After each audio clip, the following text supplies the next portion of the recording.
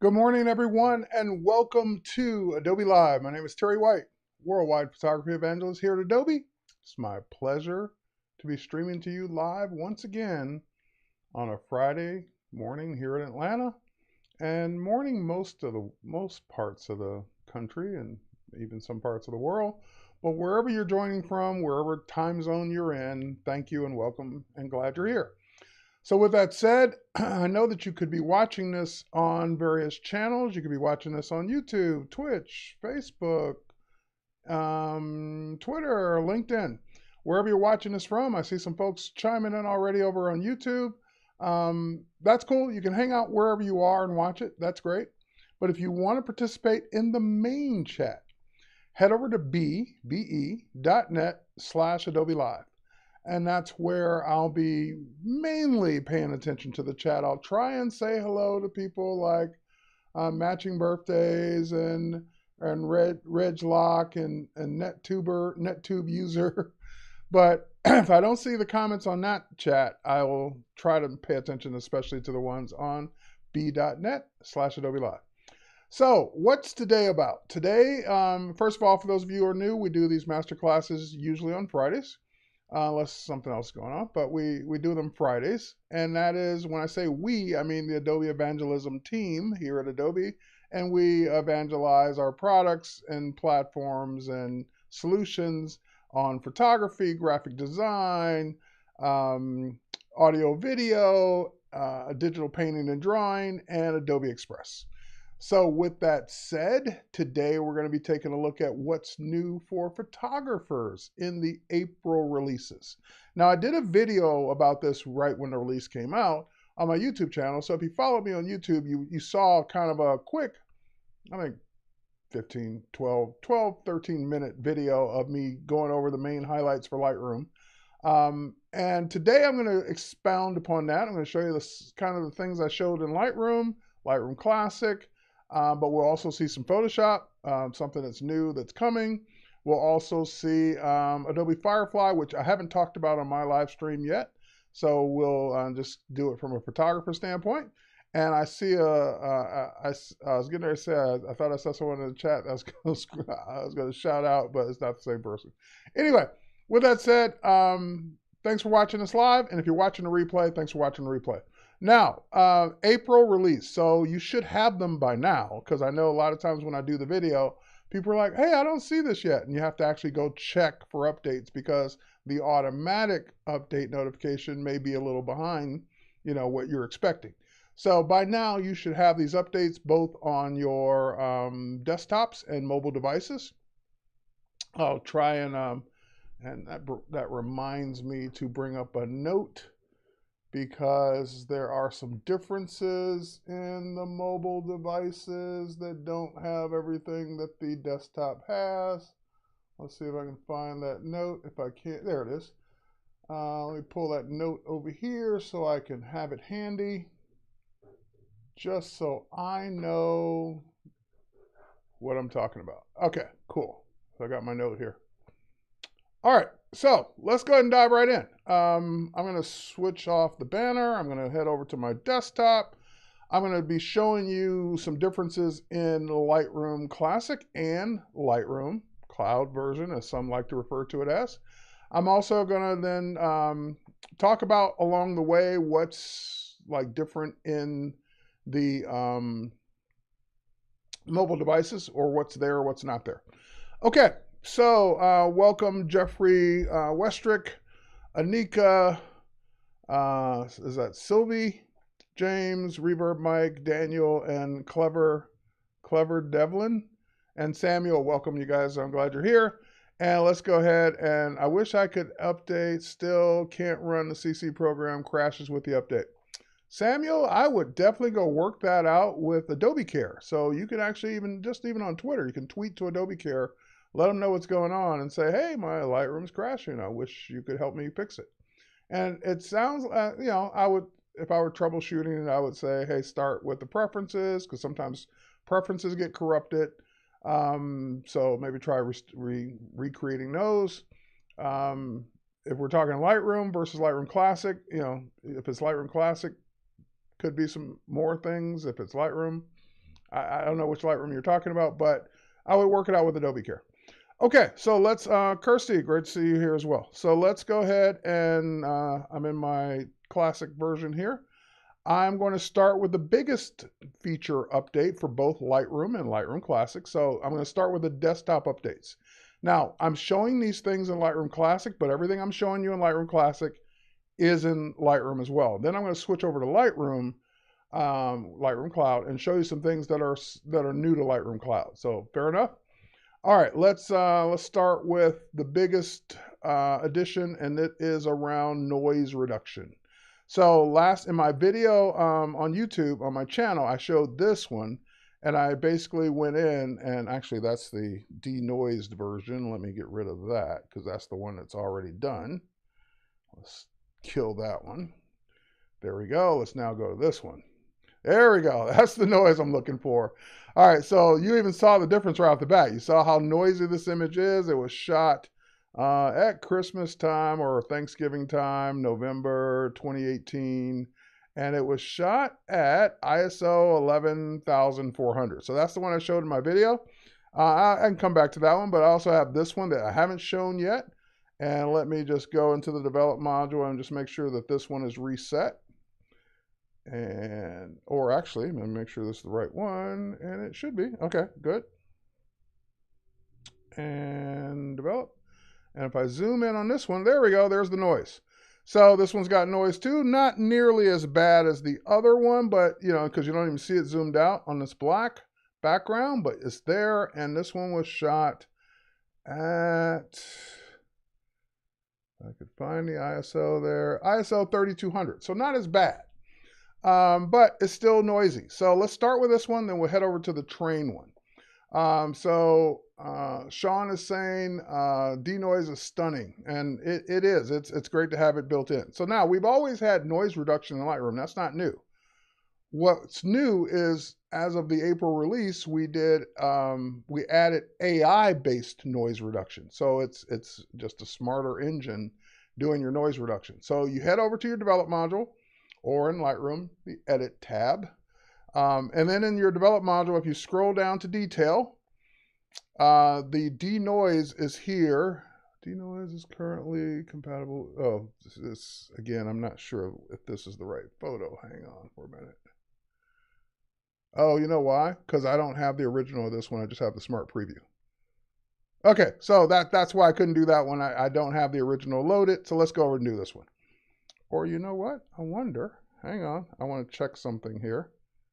I probably can't do it on... No, let's skip it. I'm just going to go do it on this one. Okay, we'll do it on the same one I did in the video. Okay, so there we go. And if I head over to the Develop module, and there it is. There's the denoise button.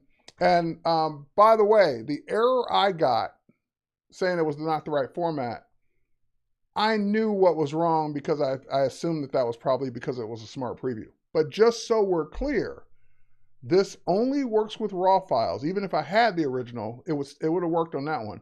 But it doesn't work yet on JPEGs. It will work on RAW and DNG, and it has to be an uncompressed RAW file. So it's very specific on the type of RAW files it works with currently. Hopefully they expand support to other file formats, especially JPEG, and other RAW files and DNGs and so forth and so on. But here's a RAW file, not compressed. It's a DNG. Let's go ahead and get done. All right, because JPEG is made of noise. All right, so when I click denoise, that will load the panel.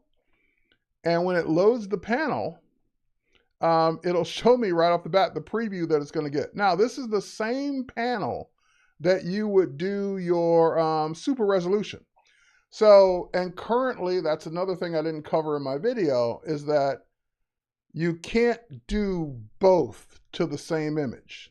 So you can't denoise it and super res it, or super res it and denoise it currently. So there's a restriction on doing one or the other.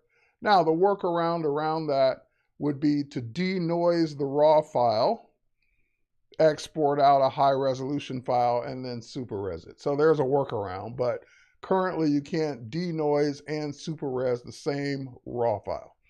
Okay, But since you can only denoise a raw file, I would say do the denoise first, because that would still do it on the raw file, then super res, export out, super res the exported copy.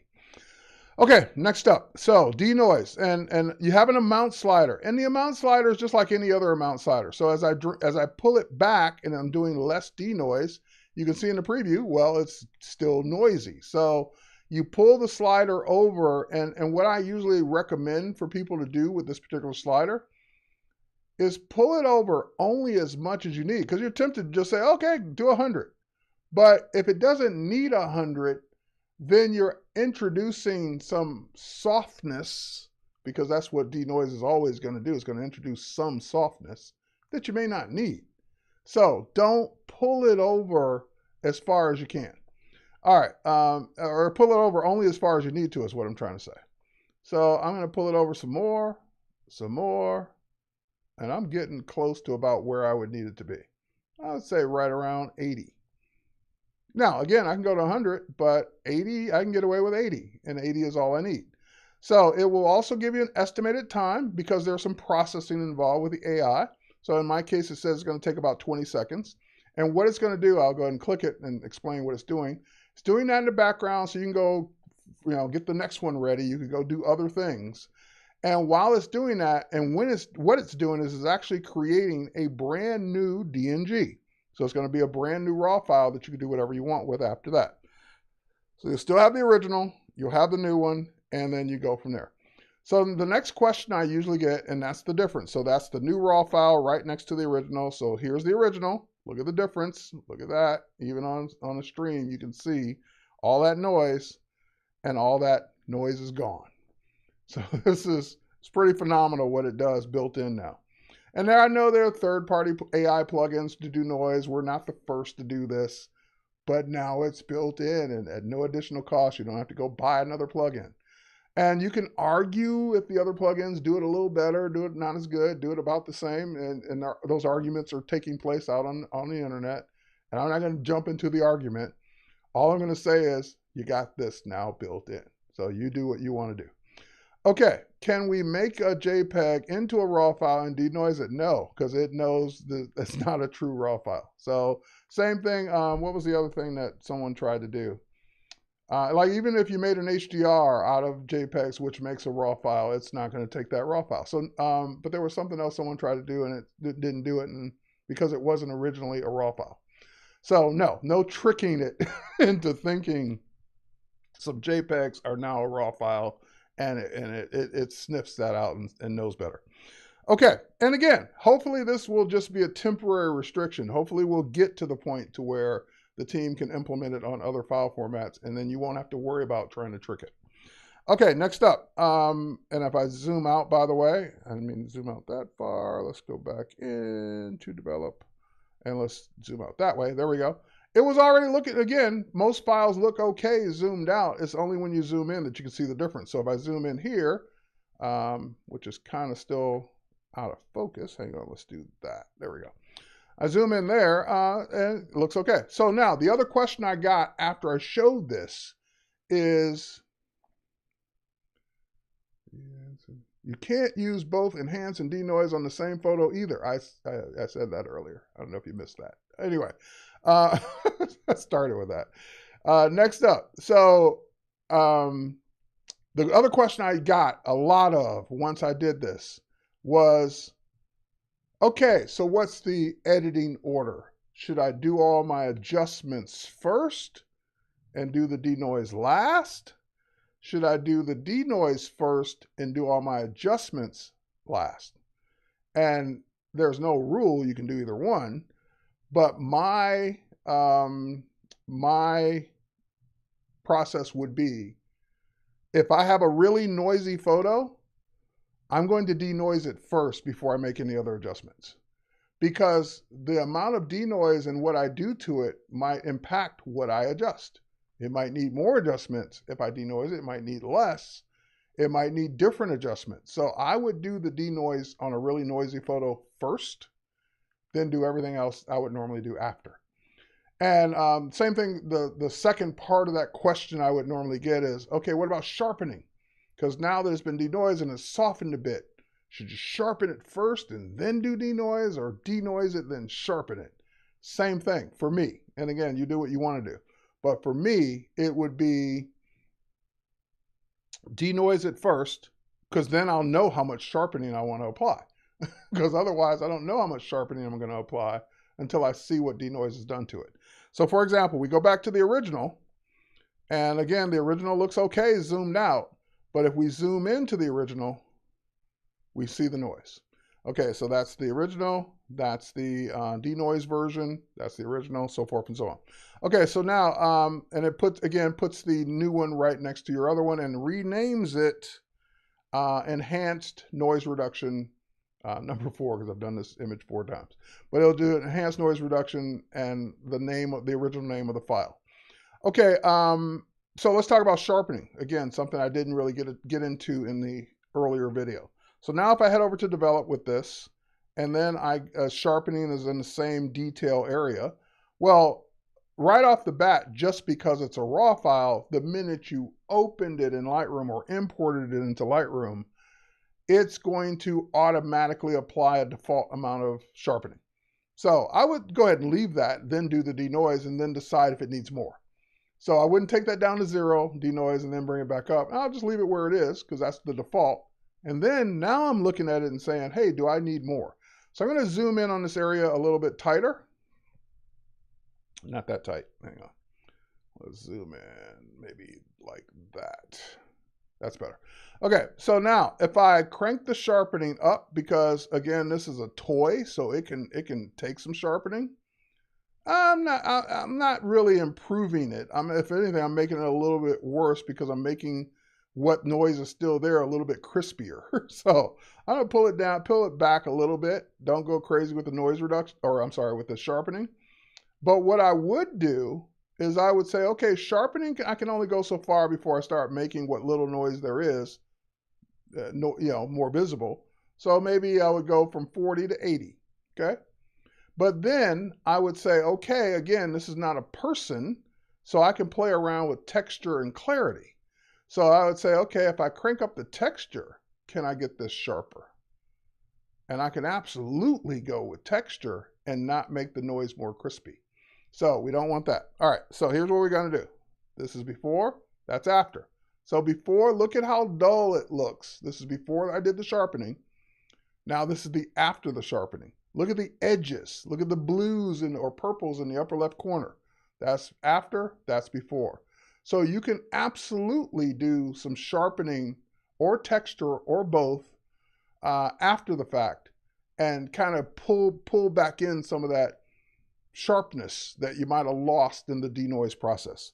So now I have an image that's much less noisy and sharper. And again, I still probably cranked up a little too much texture more. I think, yeah, I went 100 texture. So I maybe pulled back that texture a little bit, and I'll be happy with this image. So the bottom line is denoise can definitely rescue an image that you otherwise would not have been able to get inside a Lightroom to look as good without going to a third-party denoise ability. Okay, so that is denoise in depth. And again, with some extra workflow things that I talked about. Next up, and by the way, so here's one from shot years and years ago. This was shot, I was judging a fashion show at Photoshop World, and very noisy image because it was dark, and we weren't using, whoever shot this, I didn't shoot this, I'm sitting on stage, but whoever shot this wasn't using a flash. So same thing, if I go to denoise, again, I don't know if this is a smart preview or the original. Yep, it's the original, so I should be able to do it. Okay, so let's go ahead and go to detail, denoise. And we're zoomed into an area where I can't see, but I can see what it's doing. So let's zoom out a little bit. There we go. So now we can see her. Big difference again. So that's what you're gaming at. Now, you might say, well, it's not super sharp. Well, she wasn't super sharp to begin with, as in terms of the detail of the original photo. So it basically kept the sharpness about where it was and denoised it. Again, it was on the last thing I used it on, which was 80. Maybe I pull it back a little bit more, a little bit more. I would say, nope, go to around maybe 60 on this one. So again, don't just use the slider at 100 or use the slider at whatever, you left it on last. Actually adjust the slider for each photo based on your preference of what you want. So now if I enhance this one, it's making that new raw file in the background. And there it is. And that's the after. I can see it there. Again, I didn't pull it all the way over, so it's still some noise there, and I'm okay with that. And that's the before. So look at the panel behind her, whatever this panel is. That's where the noise was. That's where the noise is now after the denoise. And again, zoomed out looks great. And again, the before wasn't bad, zoomed out. But now and that's, I see what that is now. That's the screen. If we zoom in on that whole thing, and then we go back, yeah, we can see the noise in the photo on the screen, noise on her, and then the noise is gone from the naked eye, zoomed out especially.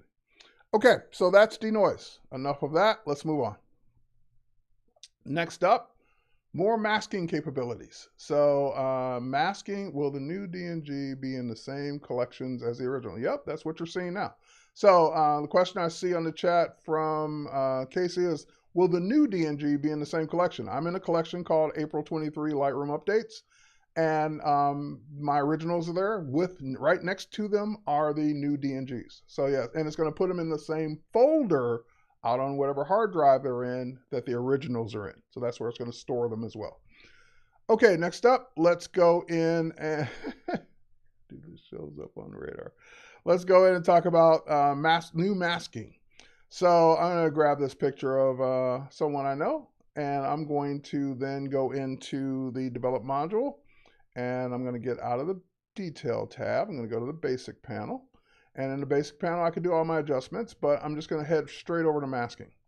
Now, we've had AI-based masking now for the last couple of years, and we just keep adding to it. So first we added select subject and select sky, and then last year we added select the background and people automatic masking, so it automatically figures out how many people are in your image and mask those. And adding to the people masks, we added some more two new categories in this latest update. So if I head over to this person mask, it shows me all the different masks that I had before. So I had facial skin, body skin, eyebrows, eye sclera, iris and pupil, lips, teeth, hair. Now I also have facial hair and clothes. So I like clothes a lot because you've seen me take 2 or 3 steps to select someone's shirt or select someone's, whatever, dress, whatever. Now it's a preset. So now it's built into the masking. I don't have to do anything extra to select clothes to maybe change their color or adjust the clothing. So let's start with facial hair because that's the brand new one. So facial hair is anything, a beard, a mustache, both, so forth and so on. So let's go ahead. I'm reading the chat. It's a comedy show in there. Anyway, let's go into facial hair. And I'll save clothing for a different one that I've shown before and struggled with. So now you'll see how much easier it is. So we'll just stick to facial hair on this one. Create mask. That will create a mask. And by the way, this is one little distinction. I don't know if I talked about this in my video, but Lightroom team, if you're ever looking at these. Lightroom, when you do the various masks, here, let me show you. Since we have, I'm on my Masterclass, we have more time. If I head over to the same one, and I don't know if it's synced yet. It might not have synced yet. So let's go ahead and let's do it. Detecting people, there it is. And let's click on him and let's go ahead to facial hair and create. It didn't do it. Okay, so never mind. What I've noticed here, let me undo that. I'm gonna try something else. And maybe it's just, maybe they now broke it on both sides. Let's do facial skin. Never mind, never mind. What I was gonna say is, I could have swore that in Lightroom, when you created a mask like facial skin, clothing, whatever, it would actually name the mask. Now it's naming the sub mask down here. It is naming it, and now it's doing it in both places. So maybe that's what I was thinking of. Whereas before it would just say mask 1, and now it's actually naming it person 1 facial hair. And you tell me in the chat if you remember that being new.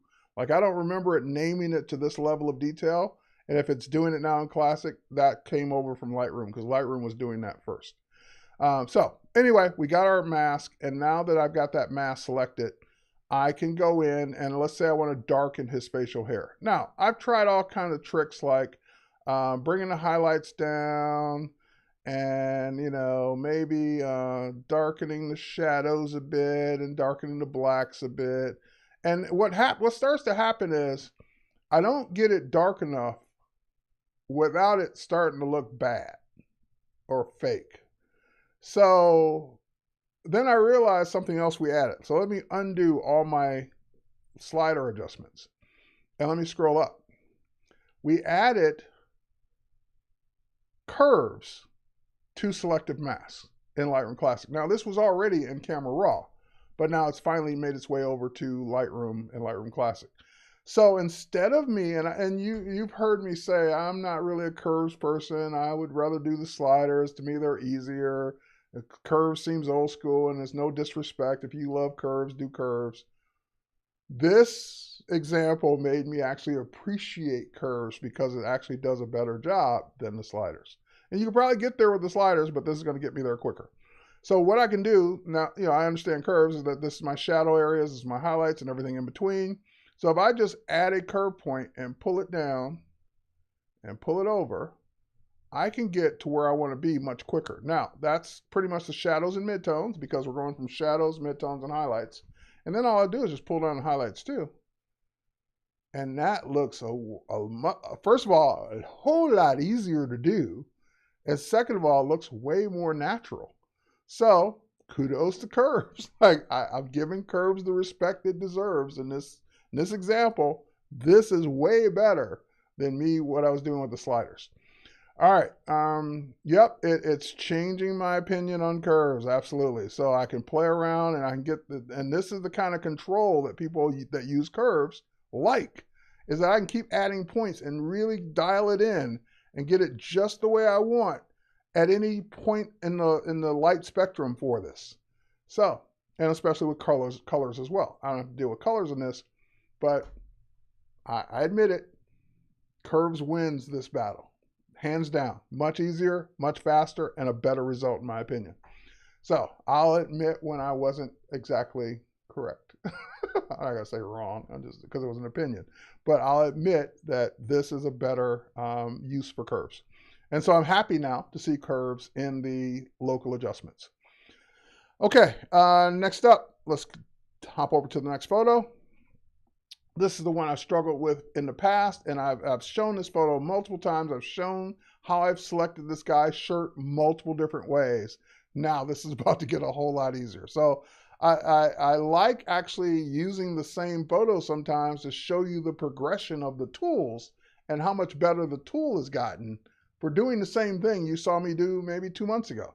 So selecting this guy's blue shirt is a little bit of a challenge because his arm is behind her arm, her hand is in the way, so forth and so on. So it's a little delicate doing that.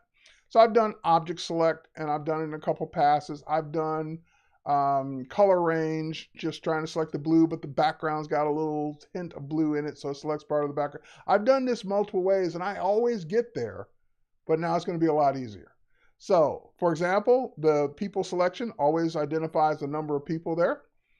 And I'm going to click on person 1. And now with person 1, I have all these different areas that I normally have. I'm going to click close. And close gives me a perfect mask of his clothes. And I could do facial hair as well because he's got facial hair. So I could say, give me facial hair and clothes, create 2 masks, or create 1, create 2 masks. And mask 2 is clothes. So I'm going to go ahead and say mask 2 is the shirt. Shirt 1, because there are 3 people. All right, so shirt 1, and now that I've got that mask in place, I can just go ahead and easily change the color of his shirt. So much faster, so much easier than what I used to do, because it used to be 2 steps or 3 steps to get that shirt selected this easily.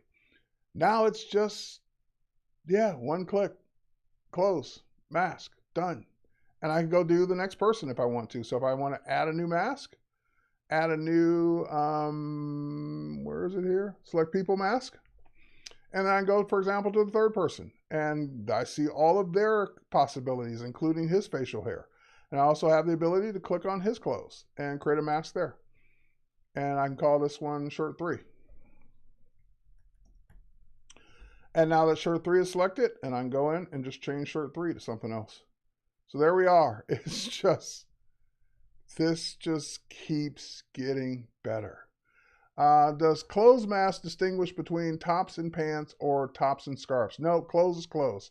So we don't have it broken down to tops and bottoms and shorts and shoes and so forth and so on yet. So clothes is going to select all the clothes.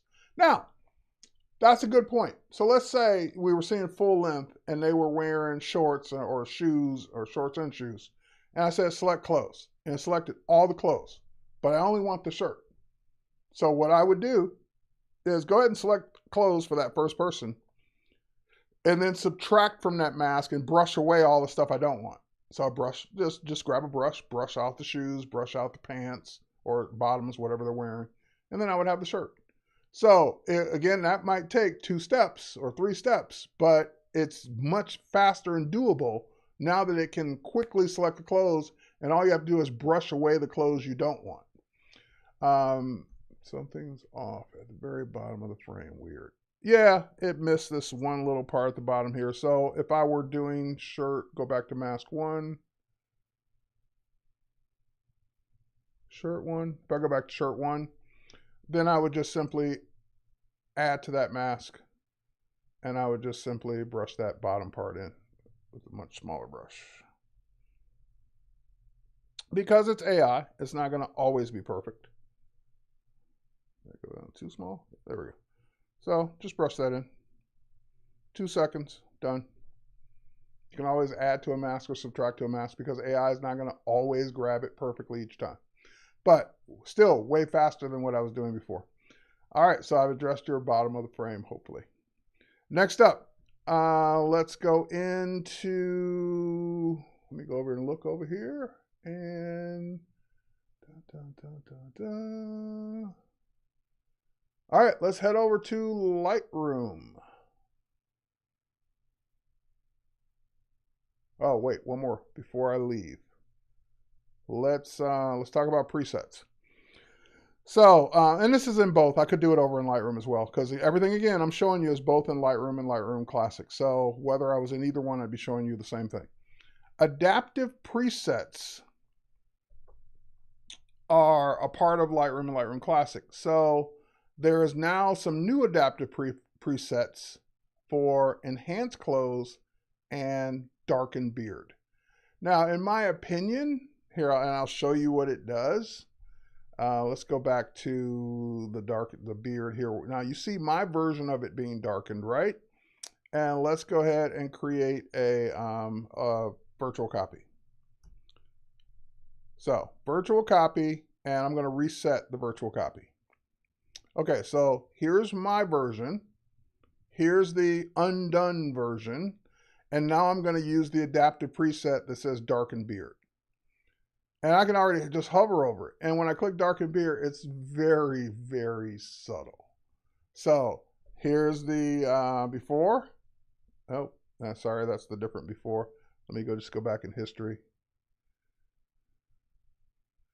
History, there we go. So before, after. Very, very, very subtle. So I don't, and even if I increase the amount, because you can do that. Again, I've cranked it all the way up as far as it'll go. Just very subtle. So if you're looking for a very subtle darkened beard, then you've got it. But if you want to control it yourself, go use curves. And same thing with enhanced clothes. If I pop up to enhanced clothes, so his just wearing a t-shirt. If I say enhanced clothes, it just, I don't know, to me it just adds some like saturation-y kind of look. So again, if I want to show you the before, let's pop down to the history. That's before. That's full on enhanced close. So the adaptive presets, what they're designed to do, and this is one of the ways to get them, or actually take that back. Never mind. Forget what I was about to say because they're already there. Enhanced close and darken beer, they're adaptive presets, meaning I didn't first have to create the mask to do it. Remember, I reset that image. I didn't go to masking, then create a beard mask or a facial hair mask, and then apply a preset. The minute you click an adaptive preset, it creates that mask for you automatically and then applies whatever the preset's supposed to do. So that's the beauty of the adaptive AI presets, is that if you say you made a preset that makes the sky blue, well, every image is a different sky. So an adaptive preset would select the sky first, no matter what the image is, and then apply whatever you did to make it bluer. So if I now go to the masking for this image that I did not create, it created, and see, now it named them. It named them the way it's supposed to. It created a facial hair mask. It created an eyebrows mask. It created a clothes mask. I know I created an eyebrows mask. I guess that's facial hair. So it basically gave me all the facial hair, and that makes sense. It actually gave me all the facial hair for the adaptive preset as separate masks automatically. I didn't create those masks, it did. So just know that adaptive presets will do both steps for you. It'll apply the preset you made, but it will first do the AI masking first. All right, next up, let's get out of this. And now we're going to head over to Lightroom. So I just want to make sure we got that covered. Okay, so Lightroom, same things are happening over there. And if I had syncing on it, would Classic has syncing on it, would sync over those changes and that would happen. But let's go ahead and, actually it is happening because I see both. Anyway, it'll just take a minute to do it. Let's head over to video.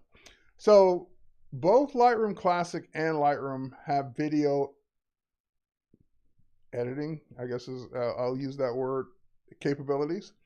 They've been enhancing it in Lightroom a little bit more. So if I pop over to Lightroom and I bring up this video, this drone video I shot in Iceland back in either 2016 or 2017, we see that my drone is kind of flying along this riverbank, and it's headed towards the waterfall. And cool, that's a video, great. What's new is that, here, let me pause that. What's new is that if we head over to the, sorry, my mouse is gone. It went over to the other screen. There it is. All right, if I head over to the cropping, we have the ability now to, we always had trimming in this where you could manually trim it. And I see I've done that. I've trimmed it from here to here. So you could do this from day one. But let's say I want to make the video a very specific trim. So I want it to start 5 seconds in and stop 25 seconds at the end. Now you can go in and be very specific with time code. So I can go in and say, start at 5 seconds and stop at 25 seconds. So I can type those numbers in and that will do my trimming for me. So now it's going to stop at a very specific spot and start at a very specific spot. And if I were to play that, there's my 5 seconds in, and it will run until it hits the 25-second mark and stop. So that's new. What else is new is that if we go into the develop or the edit area, you now also have the ability to convert your video. You can, first of all, you can auto tone. I believe that's new. You can auto tone the video. And so here, let me reset it because I think it's got some stuff already applied from the last time I showed this. So let's reset all the edits. There we go. So I can go ahead and auto tone it just like I would a photo. And I always do auto tone as my starting point. And the next thing I can do is also convert to black and white. So if I go to black and white, it converts it to black and white, and I can still make my adjustments based on that black and white image. So if I want to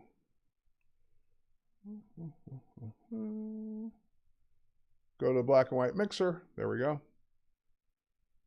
think I can do this. Yeah, there we go. I see it happening on the ground there. So I'm adjusting various colors in the original color photo to adjust my black and white. And there's a lot of green in this photo. So obviously moving the green slider is going to have an impact because there's lots of grass and foliage in the shot. Okay, and that's happening on video. So that's playing back in real time. I think this is a 4K video, playing back in real time in Lightroom Desktop after having adjustments applied to it. Okay, next up, and this is kind of a big one for me because this is one of the things that Lightroom Classic did from day one that I'm glad it's finally caught up to Lightroom as well. So let me go back to color. And let's say that I scrub to a specific spot in the video, like right here. And I like that, and I want to use that. Maybe I want to use that as an image. I want to use that as an image for my thumbnail on YouTube, or for my graphic design brochure for going to Iceland, whatever. And maybe I want to go all the way over to where it gets to the top of it. So right there. I like that image. I want to use it as an image. Now I can easily do that. I can just simply go up and I can say export current frame. So now you have a new export option when working with video to just export that frame. And that will ask you, where do you want to upgrade, or where do you want to export it to? And then I'll just export it to the desktop, and that will export out, I believe, a JPEG of that. And we also have the ability now to, I always forget where this is. I'm going to right click on the video and I'm going to say, save video frame. So if I say, so one exported the frame right out to the hard drive wherever you told it. This one, if I remember correctly, there it is. It exports the frame and puts it right back in Lightroom in the same place as the video. So here's the still frame that is the JPEG with the same adjustments, by the way. So again, remember the adjustments so you can adjust it further if you want to, versus the original video. So one's a video, one's a still, and now you got the ability to do both. Export out just to the hard drive, great, or save it right into Lightroom as a still to do whatever else you want to do with it while you're in Lightroom. All right, and just looking at my notes here, make sure I didn't forget anything while I'm here about video. Oh, well, one more thing. That's it for video. So here's another big one, and this is not a new thing, but it's one of those things that people still to this day ask, how do you do, or can it be done, because they don't know how to do it, or they don't think it can be done in Lightroom. If I were in Lightroom Classic, I wanted to take these photos and I wanted to adjust all of them at the same time because they're all from the same location. By the way, the still frame just popped in. If I wanted to adjust all of these at the same time, I would just simply go into select one, select them all, select one as the most selected, head over to the develop module and make sure auto sync is turned on. So auto sync is on versus off. So this is an on off button. So once auto sync is turned on, which once I turn it on once and I never turn it off unless I'm doing a demo. Once it's on, any adjustments I make will automatically happen to all the other selected photos. So if I say crank up the exposure to be really bright and I just pop back out of this, all of them get really bright instantly, just that easily, just that fast. So you could have 2 photos selected, you can have 2,000 photos selected, you can have 20,000 photos selected, and they would all get the exact same adjustment. So people want to know, let me undo that. People want to know, well, how would I do that in Lightroom, since Lightroom doesn't have a sync button, it doesn't have any of that auto sync capability. So how do you do it here? Well, the way you do it here is you go to Lightroom Classic. No, I'm just kidding. The way you do it here has always been a copy paste, but it's not intuitive. It's not something people think about. It's not something you would even know to look for. So for example, because I'm waiting for this one to sync, these to sync back to being normal, or I could just reset them, I guess. Hang on, let me do it quickly that way. Or let me reset one. They're starting, yeah, here they come. Okay, they came back, except for that. Okay, so they all came back to normal. They all sync back. So let's say we make the adjustment to the first one again. So we go to this one, go to edit. We make our adjustment. Let's do something besides making it super bright. Let's go ahead and make the temperature super blue. Great. We make it really blue. And you'll notice that when you get out of it, that only did one because that was only one I had selected. Even if I can't select multiple ones and do the same thing because once I pop into edit, I'm only editing that one. So the difference is instead of me trying to select them all and do them all at the same time, I do one, get it the way I want, select that one, and you'll notice now there's a brand new UI, a new button for it down here at the bottom, copy settings. Now you could just go before this button was here, you just go up to edit and copy. But now it actually has a physical button so people can see it more plainly, copy the settings. And more importantly, this part I really like is this little gear, is that the gear is there to let you choose what you want to copy from the settings. So maybe I don't want to copy the effects or the detail, the sharpening or the optics, the lens correction. Maybe I don't want to select those things. So I can uncheck or check off whichever ones I want and even drill down into the things that I want to do. So maybe I want white balance and saturation, but not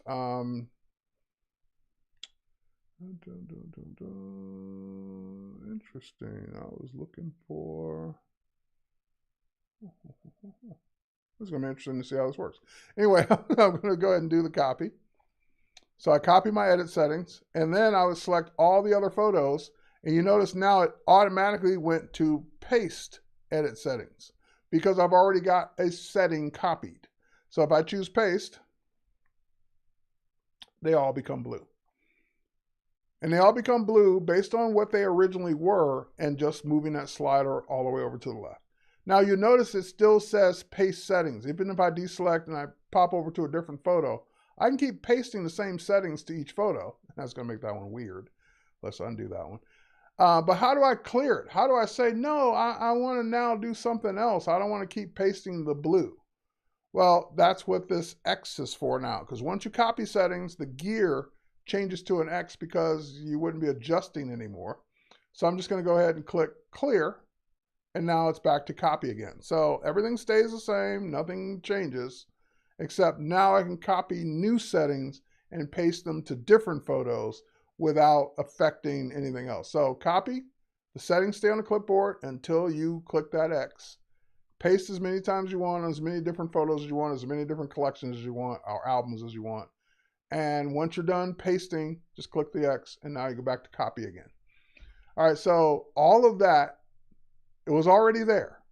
It's just, it now has a UI setting that makes it more obvious.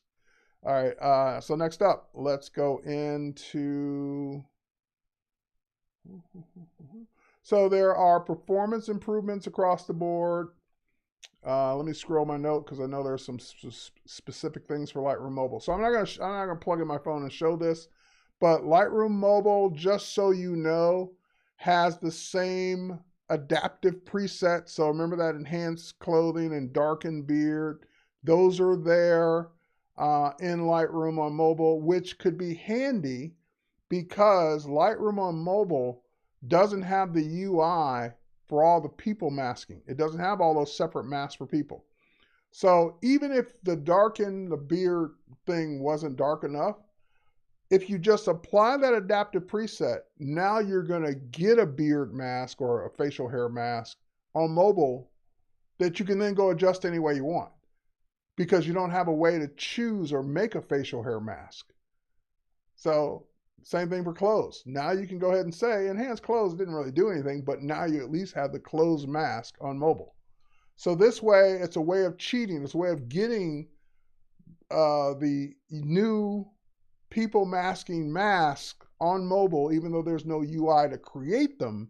You can use adaptive presets to create them. And then you can even make your own adaptive preset that doesn't do anything. It doesn't move any sliders. Make an adaptive preset that creates the mask, select clothing, for example, and then you just apply it. Now, the only downside is because people masking doesn't have the ability on mobile with a preset to say only the person on the left, you're going to get all 3 people's clothes. You're going to get all 4 people's clothes. That's the only downside. Okay, let me pop. Oh, I'm running out of time. So let me pop over to Photoshop, show you something quick there, and then we'll finish up with last few minutes of Firefly. So removing objects just got a lot easier in this new beta, which is public, by the way. You can go download this beta if you want to play with it. So let's say we have this little thing pointing down that we don't like in our head. Now, if I were to go use the spot healing brush like I normally would, so I'm in Photoshop now, we're not in Lightroom anymore, and I were to go ahead and paint this out, the problem is it's going to remove that spike, but that curvature of the roof line there, the little tunnel, it doesn't really know how to do that. So it's just going to fake it and do it best it can. Now, it did an okay job this one time, but normally it's using the surrounding pixels and it doesn't always know how to join things that were behind something that it doesn't know how to do. Well, now there's a brand new remove tool. So this is a third tool in this category: spot healing brush. Now there's remove, and the remove tool uses AI to figure out what it should do. So it's giving me a purple highlight instead of a black one. And when I let go, I might even get a progress bar for a second, and it removes it because it's using AI to figure out what would have been there had that spike not been there.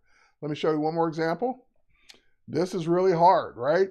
People behind the fence. If I want to get rid of this guy right here, guy number 2, I'm in the remove tool and I'm going to go ahead and just paint him out. Now the trick here is just not to forget a spot because then that's going to throw it off.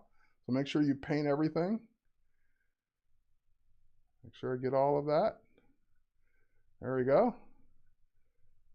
Paint everything. Don't miss anything because then it's going to be, you're going to have to go clean that up. Now, it's not going to be perfect behind the fence, but it's going to be a lot better than what the healing brush would have done. All right. So I think I got everything. I didn't miss anything. I'll let go now. Using AI, it will figure out what would have been there. Now, it messed up a little bit right here. Let me undo that and try that one more time. I may not have gotten his arm right, so let me go ahead and do that. And that's the beauty of it, too. If you do it again and select it slightly different, you're going to get a slightly different result.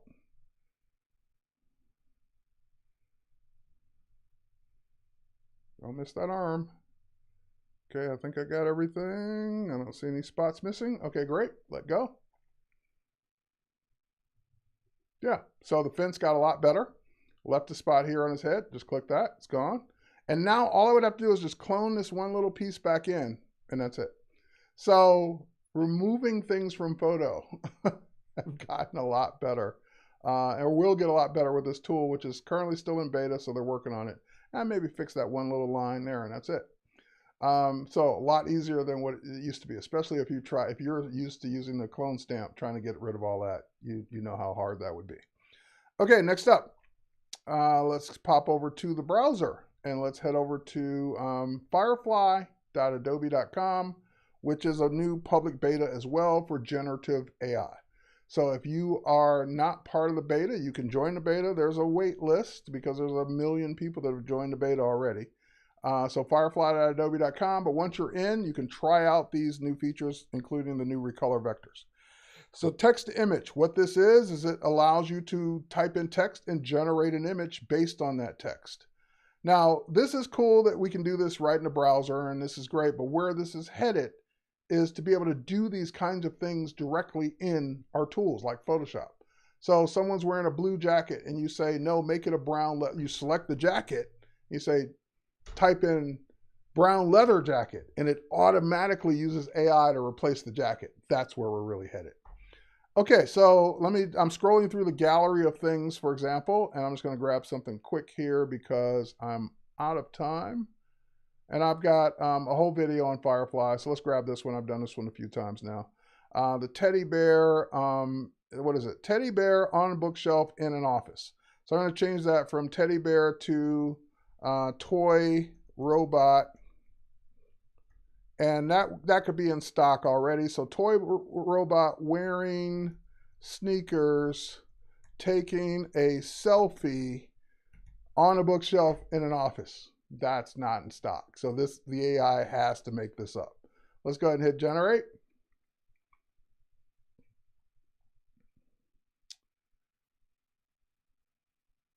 And here they come. You're always going to get 4 results.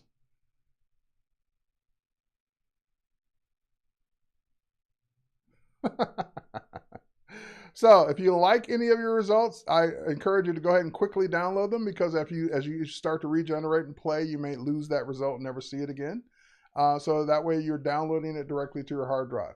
When you download it to your hard drive, it's a ping file, and that ping file has the name of the file is what you typed in your prompt. So you'll always remember what you used to create it. You can also change the aspect ratio. So right now it defaults to square. If I need it to be, for example, widescreen 16:9 to make for a video thumbnail, it's 16:9 now, and away it goes. All right, so that is my time. Unfortunately, I have to stop here because otherwise I'll just be cut off anyway. So cheers, everyone. Thanks for watching, and we'll catch you on the next one. If you want to see more on Firefly, head to my YouTube channel, terrywhite.tv, where I've got a full intro video on how I use this product. Cheers, everyone. Catch you on the next one.